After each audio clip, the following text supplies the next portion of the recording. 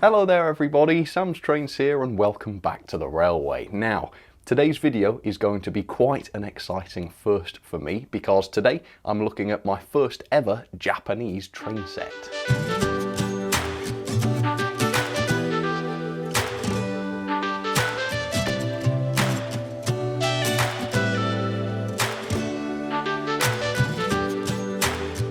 Today's train set is made by Tomix and they are actually Japan's largest model railway manufacturer.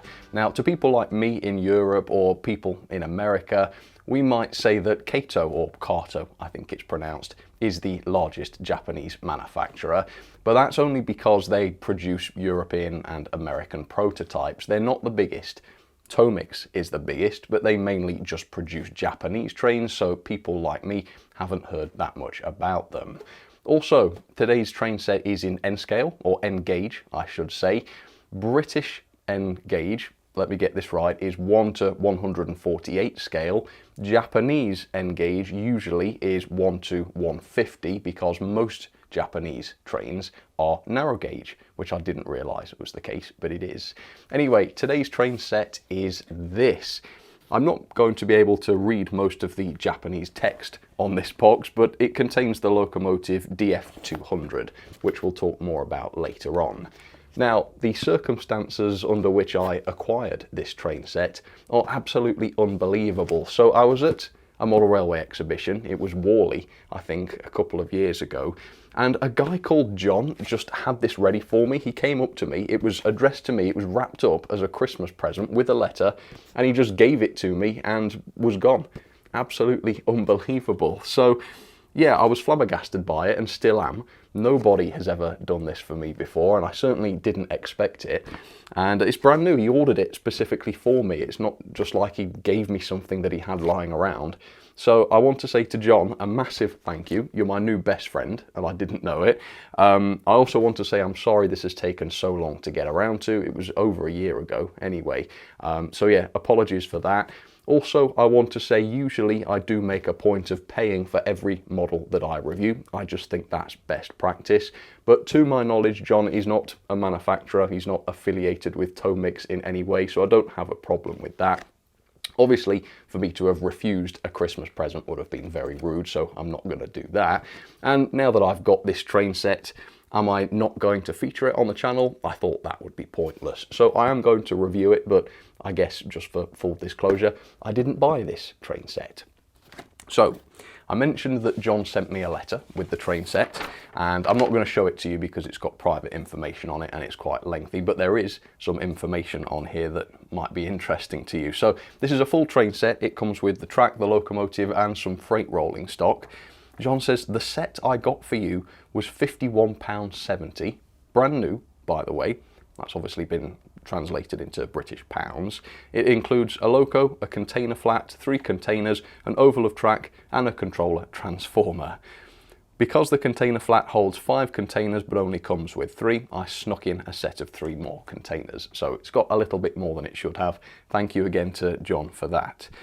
Right, meanwhile, back to the prices. You won't believe this, thinking about British prices. The loco from this set apparently, according to John, costs £32. Crikey. The container flat costs just over £5 and the 3 container packs are between £3.50 and £4.50.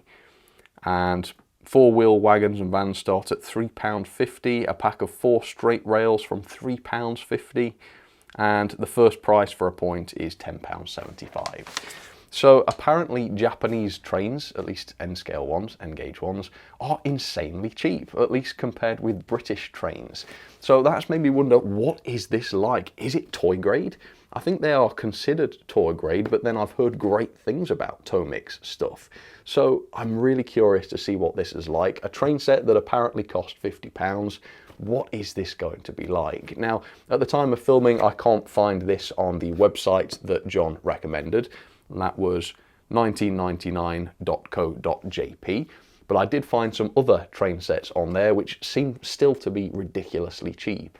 So here's a train pack, I should say, not a train set. This is the Super Shiratori, goodness knows how to pronounce it, 6-car set which costs 20,872 yen. That works out at £107. £107 for a 6-car set is crazy. Then there is this is the basic set, which does come with track, etc. It's a 3-car set. This costs 14,256 yen, which works out at £73. So it's not quite the 50 odd pounds that this set apparently cost, but even so, compared with British prices, that is a steal. So let's take a look at this, my first ever Japanese train set. So this train set looks seriously cool, and as I've been researching Japanese trains and this train set, I think I've found that I quite like Japanese trains. We'll see if I still think that after I've looked at this train set. Anyway, let me show you the back of the box. So this does come with a very interesting looking controller. Now in Japan, I think mains voltage is 100 volts. So unless I'm able to use a different power supply, or unless the power supply supplied is a universal one, I might not be able to use that controller, but we shall see. We've got the rolling stock here. These are the containers which go onto the flat. The bottom, I think this is probably stuff that you can buy in addition. I don't think this set comes with any points. In fact, yeah, if I show you this end of the box, I think that's what we get. So we've got curves, straights, the controller, which I'd love to be able to try, the locomotive, and a wagon. So it's a very, very basic set, but it's also £50, so incredibly affordable. Right, I've not opened this. I've had it for over a year. This is going to be the first time I've ever opened this box. So let me do so, and we shall take a closer look. And the locomotive, by the way, in this box is fascinatingly unusual. We shall see that in just a second. Right, so what do we have here? Does this lift up? Yes, it does. Oh, right. So we have the engine. We have the wagon with 3 containers on it, but it can house 6 apparently. And this is what John put in, extra containers. That was very generous. Thank you again, John. We'll get onto those in just a second then. The controller looks awesome. Let's pull this out. So, yeah, I've never seen one of these before. So we've got an on and off button. We've got a direction button, switch I should say, they're not buttons are they? And then the speed control, which has, yeah, a little bit of resistance to it, which is good. And this takes 12 volt, so if I'm lucky I should be able to find an adapter to power this, so that's good. I don't suppose this adapter is going to be any good, is it? Let's have a little look at what this takes. No. 100 to 240 volts, so I actually can use this supplied just with an adapter. So happy days, I'm pleased with that. This must be the track. Let's have the briefest look at the track, which I may not use, but I think it's worth a look, isn't it? Ooh, it's not bad looking track. So we've got a re-railer. Yeah, that's useful. I don't think I have an end scale or an end gauge re-railer, so that's good. The straights are very long. Look at those. I do like a long straight. I wish I had more straights on my end scale layout. And it's got the bed as part of the track as well to raise it up off the surface. 2 of those straights, a load of curves, and the wires. I'll probably just run all this on my normal end scale track, although this does look a bit more narrow gaugey, doesn't it, in terms of the sleeper spacing. But anyway, that's good. Is there any point looking over the instructions? I don't think so. They come with instructions, let me say that. It's all in Japanese as far as I know. I don't imagine there's going to be an English section, because why would there be? If there is one, I will apologise, but it makes no difference. Right. Let's start with the loco then, because this thing seems fascinating. So, beautifully packaged as well, for a loco that's supposed to cost about £30 apparently. Can't believe that. Let's lift this out of here. It's nicely wrapped. It's very heavy for an N-scale engine. Very, very heavy. And here it is. Have you ever seen a diesel that looks quite like this? So this is not a Bobo or a Coco. It's a Bobobo, because it's got a set of supporting wheels in the middle here, which I have never seen before. The middle wheels are not driven, but the outer bogies are, so it's got, what, 2/3 of all of its wheels driven. And this is a beautiful little loco. You know, I've seen more detailed N-scale models before, but never for £30. That is crazy, and in a £50 set as well. I'm very impressed with this. It's beautifully painted, and we shall take a closer look at this in just a moment and talk about some of its details. That is quite impressive. Let's have a look at the rolling stock then. So this is what comes with the set. Obviously, my extra containers were extras. Let's open this up. It comes in a little bag. So this is a flat wagon. So most Japanese railways are not for goods. Mostly they are for passenger work. But today's loco and today's train, obviously, is a goods train. And yeah, it's a very nimble little wagon, as you can see. And I think there is only room for 5 containers on here, if I'm not much mistaken. I've got 3, there's room for 2 more. So I'll add the 2 more. But yeah, that looks lovely. Little basic wagon. It's nothing that fancy, but again, in a £50 train set, I'm impressed with that.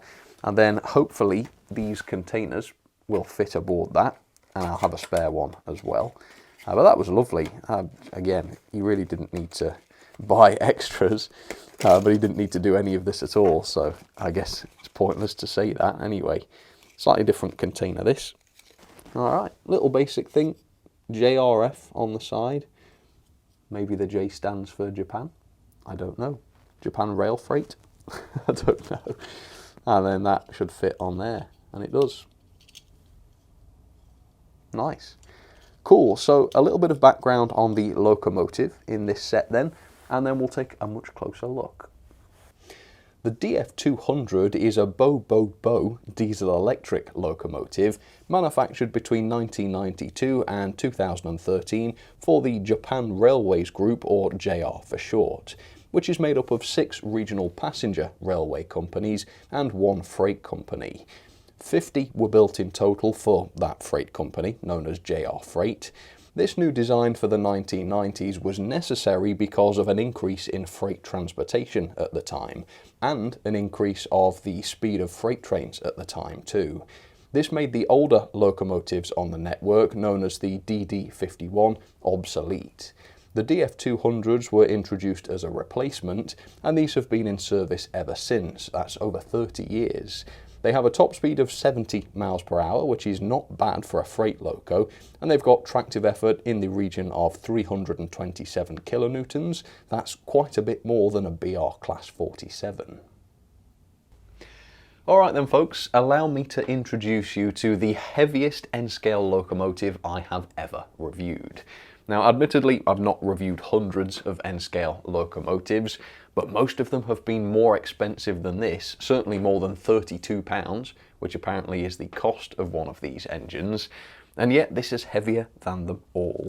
So this came in at 132 grams, which is firmly in 00 scale territory. Maybe not for a diesel, but I've certainly got lighter locos than this in 00 scale, and that's a good 10 grams more than my next heaviest N-scale loco, which would have been the P42 by Kato. So incredibly heavy. This loco is almost entirely filled with metal, which makes a massive difference. Now this is not a particularly complex loco, you won't be surprised to hear that given the cost of it, but that has been overcome by good quality decoration and fantastic moulding, as we're going to see. So the printer detail is top notch, it really does look good. Red Bear Eco Power, we've got the JRF lettering, or the logo there. Some tiny little prints underneath the cab windows. The cab windows themselves have been painted as well, the window frames have at least. And then we've got this lovely red section, which really makes the loco look quite stylish, I think. So the decoration's not massively complex, but what has been done well, and it helps to bring out the details, of course. There's very few separately fitted parts on these models, which again I think is the secret to the low price. But you wouldn't really know it. I mean, the bogies are just insane. I don't think there's separate parts on these bogies, but again, it kind of looks like there is. There's such good relief on the different details. It's probably some of the best moulding I've ever seen in my life, actually. Absolutely tremendous. These steps in front of the bogies, again, they look separately fitted, but they're not. I think they are part of the moulding. Same thing with the underframe details. I don't think we're looking at a large collection of separate parts here. It's just very good moulding. It's quite clever. Again, the side of the body is basic. All of the grills and such are just a part of the moulding, as you'd fully expect. And we don't have anything like separately fitted handrails by the doors or anything, although we do have glazing on the side windows, which is quite impressive to see. Around the front, we have the real-life cupola here, the lever. That is a separate part. There's not many of those, but that is a separate piece. And here's a look at the headlights. These are working lights. I believe these locos do have working lighting. Again, for the money, that is insane. No separate wipers or anything, those are just a part of the moulding. And we don't have a lot of cab detail here, but there is some. There are moulded controls, there are seats for the crew. Again, that's pretty darn impressive for a loco of this price, and for a loco that came in a train set at about £52 apparently. Very impressive. And then up on the top, this whole panel on the roof is a separate part, and I don't think there's many, if any, separate parts applied to that. But again, the moulding, look at the grills over the fans. This all looks so good that it really doesn't matter. For a beginner loco, this has been done really nicely. It's not an old model by the looks of it. It doesn't seem like it was tooled up decades ago. Yes, it's basic, but it's not old and basic. It's produced to modern standards, but just in a simple way, which I think is great. Here's a look at the wagon, which is obviously a lot less weighty than the loco, but when I say a lot less, I mean a lot less. So even with all 5 containers fitted, it only weighs 17 grams. So there's no metal on board except for the wheels. And as you can see by the underframe, it's a very nimble wagon. There's no areas that are sort of filled in, even with plastic, let alone metal. It's quite a bony wagon, I would say. But in terms of looks, it's still excellent. So we've got, again, beautifully moulded bogies. These look great. We've got a little bit of decoration on the side. Again, that adds to the complexity. And the moulding quality on the sides, again, is really, really good. We've got some hand railings on the sides here. These may be separately fitted parts. They may just be a part of the moulding. I'm not sure. I would assume they're probably separate. But again, they look good. And I've not mentioned the couplings either. We've got the standard N-gauge couplings, which hopefully means I'll be able to use these with my other rolling stock and such. Probably wouldn't choose to, but if I wanted to, I could. And here's a look at one of the containers. Again, very, very simple plastic parts, single pieces, I think, each of them, but with some beautiful paintwork on them, which makes all the difference. It doesn't really matter that they're so simple because they do the job and they're cheap. So, you know, there's no real cause for complaint. So very impressed. It's a basic train set, but that is reflected in the price. The value for money seems fantastic, and you know what? The quality is there as well, which is, I guarantee, a lot more than can be said for any British train set available for £50 or thereabouts. So very impressed so far, but what about the performance? Let's get these down onto the track and see how they run. So there it is then, the DF200 down onto the track. Japanese, my first, I think, Japanese locomotive, and it certainly is a big beast, isn't it? Anyway, I filmed the initial performance test and I'll show you all of that in just a second. After that though, I took the loco apart to take a look at the mechanism, and that is what I'm going to talk about now. So here's a closer look at one of the driving bogies. As you can see, both of the axles on these bogies are driven, and they do have rubber traction tyres fitted to one wheel per bogie. That seems quite surprising. This loco is so heavy, it almost certainly doesn't need those, but it's got them. I guess that's a shame. The central bogie, as I noted earlier on, is not driven, but it does have a large range of movement to it, which I guess is important for tighter radius curves. And it's very lightly sprung. It's just a very weak spring, but it should be enough to keep the bogie on the track without detracting from the loco's pulling power. There are no pickups on the central bogie, and there are no visible pickups on the main driving bogies either. So to see how this picks up power, I decided to remove the base keeper plates as usual. And when I tried to do this, the bogie came off entirely, which was a little bit scary, but I think they are intended to come off. As you can see, I was able to remove the base to reveal no proper bearings fitted to the axles. I guess that's disappointing, but not really a surprise for a loco of this price. And these are the pickups. They look like wiper pickups, but they're not. They actually touch the axles and not the wheels. And then they deliver power to the chassis using these springs, and the springs contact the split chassis. Yep, this is a split chassis loco technically, which takes the power to the motor. And you can also see the very slim worm drive, which drives the bogie there. So body removal was very, very easy, which is a good job because I wouldn't have been able to understand the instructions. Underneath the body is this extremely heavy split chassis. Yeah, amazing how much metal they've been able to fit into this loco. Very impressive indeed. You can see just through the crack in the top of the split chassis that there is a centrally mounted motor here driving both bogies, and there's 2 flywheels fitted to this as well. Again, for the price of the loco, this is not necessarily something I was expecting. We've got an LED at each end, so yeah, working lighting, and that delivers light to the headlights using these light channels. And interestingly, you can see the body has been designed to accept red tail lights. We've got some red light channels here as well, but they are not used on this particular model. So I wonder if there's a more premium, more expensive version of this model available, which does have the tail lights as well as the headlights. This version though, just the headlights. You can also see no DCC socket on this loco. I don't know how commonplace DCC is in Japan. Obviously though, as a Brit, most modern locos do have DCC sockets. So while it's totally understandable that there isn't one here for the price, for me it would have been nice to see one there. And interestingly, you can also see how some of the underframe detail is just clipped onto the chassis there. Very, very smart design. That makes for some easy assembly. And I guess these parts help to hold the split chassis together as well. And then finally, the gauging came in at between 7.2 and 7.3 millimeters back to back, which is about right. That's pretty similar to my other N gauge locos.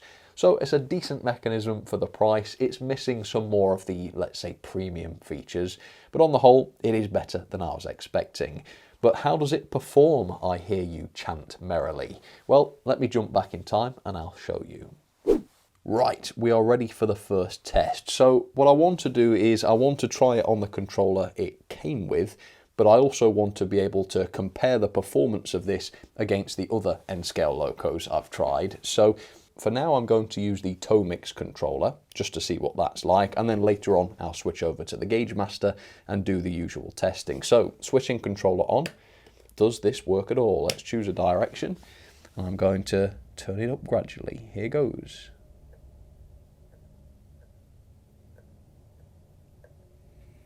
Ooh, I didn't think it was working. Then I turned it up to close to the maximum and nothing happened. And then at almost maximum speed, it suddenly starts to go, although it has now stopped. Let's give it a nudge.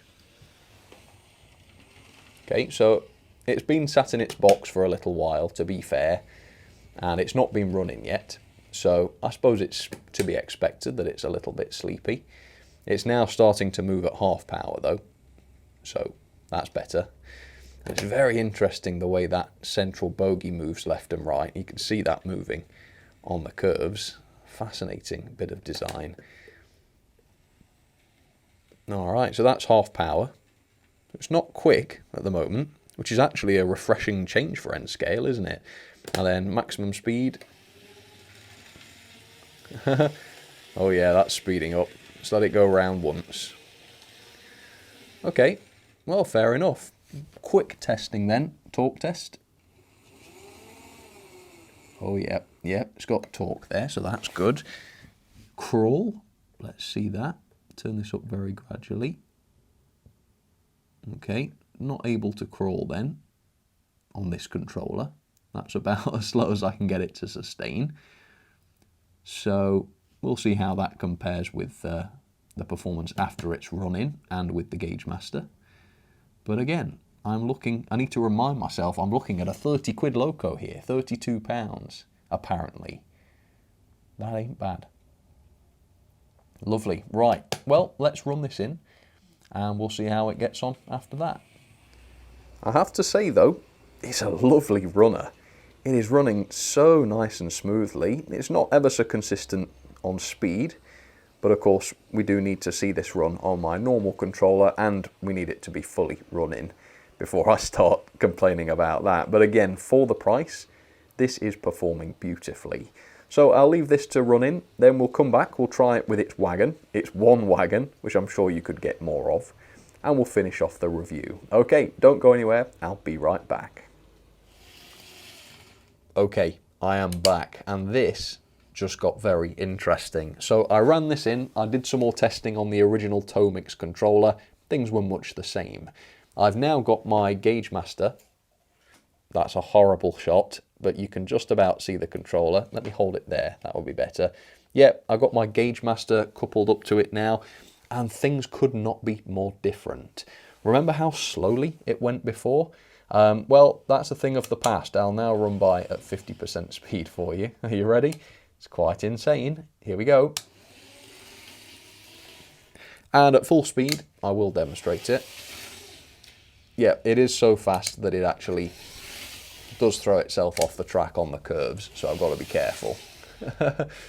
So, I don't know. Is the original controller not outputting 12 volts? Is it a lower powered controller so that this N-scale locomotive runs more slowly deliberately? I guess so. But yeah, on a standard 12 volt controller, this is very, very fast. Like most N-scale locos are. In fact, more than most, really. They don't usually throw themselves off the track like that. But as much as it is faster on the Gauge Master controller, I think the crawl is better. So let me demo this. Oh, wrong way. It's still not amazing or anything, but it's certainly a lot better. And I did retest the crawl before disconnecting the Tomix controller, and it couldn't do this. It wasn't as good as this. You can see it's a little bit coggy at that speed maybe, but it's all right. Not too bad at all. Now, the couplings, weirdly, on British N-scale stuff, the couplings don't have this left and right movement because they don't need it. It's an up and down movement that's needed to couple N-scale stuff. But this moves up and down and left and right, so I was wondering, do you think I'd be able to couple to this wagon on the curve? Probably not, but I guess it's worth a try. Now, I should say this N-scale wagon is extremely free rolling. Honestly, you put it down on what seems like a flat surface, it rolls away as if it's on a 30% gradient. I don't know how they made this as free rolling as it is, but that does of course mean as soon as I touch it with the locomotive, it's going to roll away. So as a single wagon, it's going to need quite a thump to get coupled. So with that, let's back up. No, back up. I've got the crocodile leads connected backwards, that's why. And let's do exactly that. Here we go. Okay, my theory was wrong. I need to connect on the straight. No problem. Okay then, so yeah, the pivoting is probably then just so that stuff doesn't derail on tight curves. Right. Well, there we go. That's pretty good, isn't it? So let me zoom out and I'll show you the entire train. So yeah, you don't get much train, do you, in this train set, which is fair enough. Again, it's cheap. And if what John says is correct and you can get a wagon like this for just over a £5 or something like that, then it wouldn't cost you much at all to build a very large train indeed.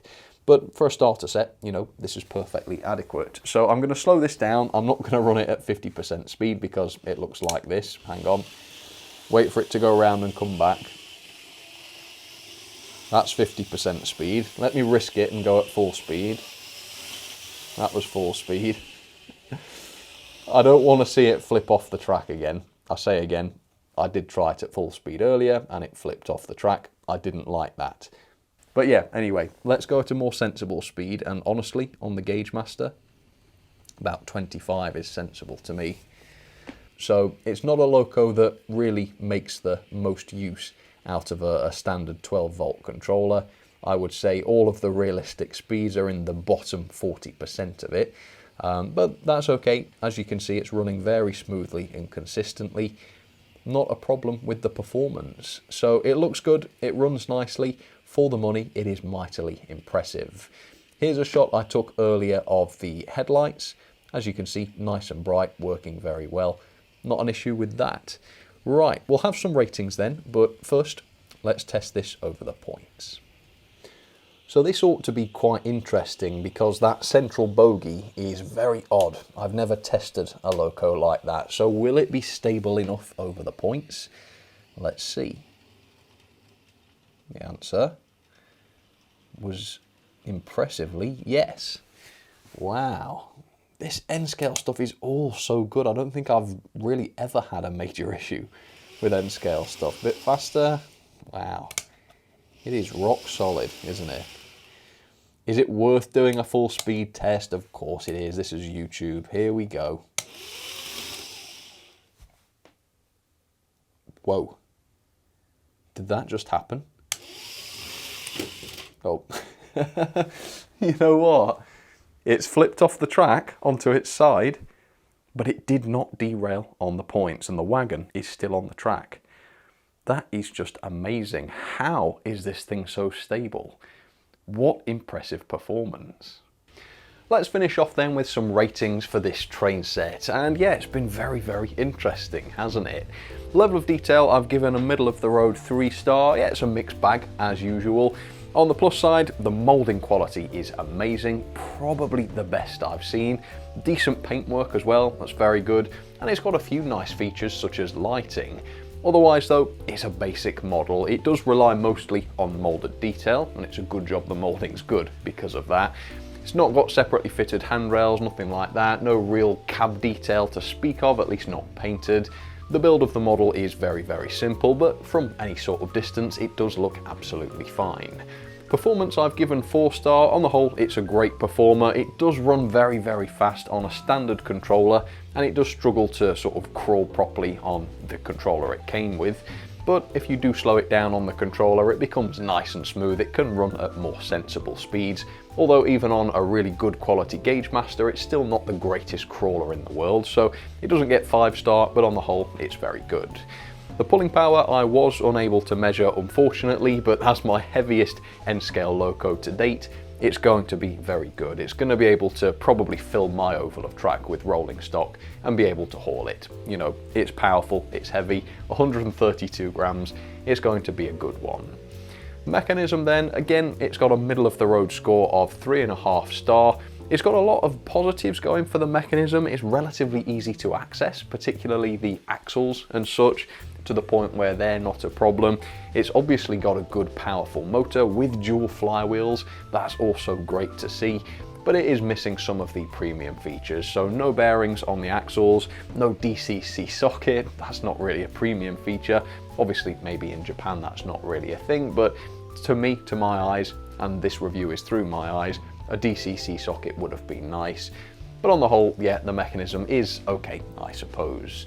The quality though, I am not going to fault, partly due to the simplicity of the model, but also due to the good build. This is a high quality model. It's really heavy, it's beautifully assembled, nothing's dropped off any of it, it all works as it should do. I've had 0 issues with this. So I think overall I can give it a 5-star on quality. It's a very well built set. And value for money, obviously there's not a lot of discussion needed here. For the loco alone, you can pay just £32. Obviously, if you're shipping to the UK, there would be some sort of shipping charge, I assume.